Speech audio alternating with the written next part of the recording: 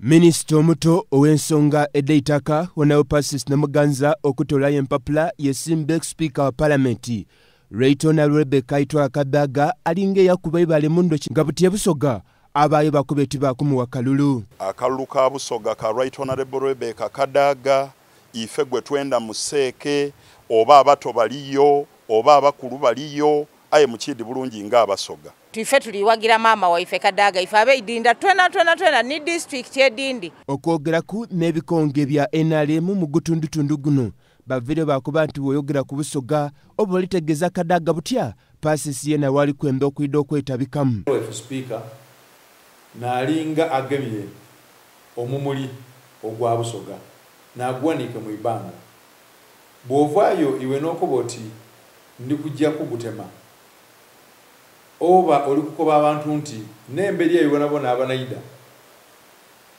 tuyina kubagema mu ngero tineyo okuba ikaikania.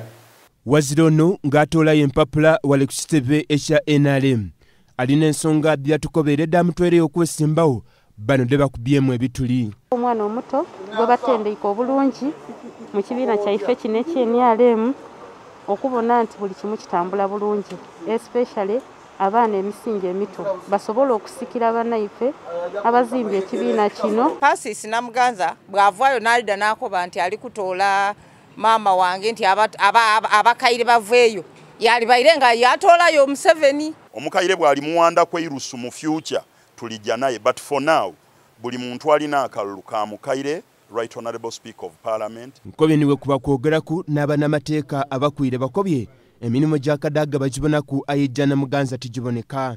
Busoga eriwo lwa Kadaga sanu n'obutono bwe tulinabwo waye tuli baavu ino singa Kadaga azira oba oli awo twandibe nabaavu naino balunkupe osingawo singa buti tusinga abakalamodde obwavu. Era ono aviireyo yasekerera okwesimbawo kwa Honorable Persis Namuganza. Muwulira awo muwala mubona umawuliraye ezere neuwe enamutumba ndishi wali kujja nakugwa minister ayenga nokuba prefect kumasomero gana agamba nga kwanti ni head girl iganga yes tabita. Nkobyo nali kumutendera ogwa minister abasoga bamukubyemu ebitulinga bakuba ensonga ye y'okulembeza abato nafu ino. Kubanga abaana abato bali kutuva ku mukibiina nga bajoininga pressure groups.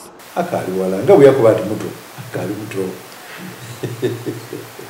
atamala biseera na kuidaye tuli kwogera nife kuba tetujamulonda basi mutoto azirawo she's not around. Nti Namuganza mwidinda toida asosoko okulema emale tuli kwenda abantu bakulu ife ate abaana nga ffe tubazaala ffe tubakozesezza ffe tubasomesezza kakati ani gwe wasuula ebbali ekitegeeza nti mulimba. Nze Samu Mwesigwa Baba TV Amakonde.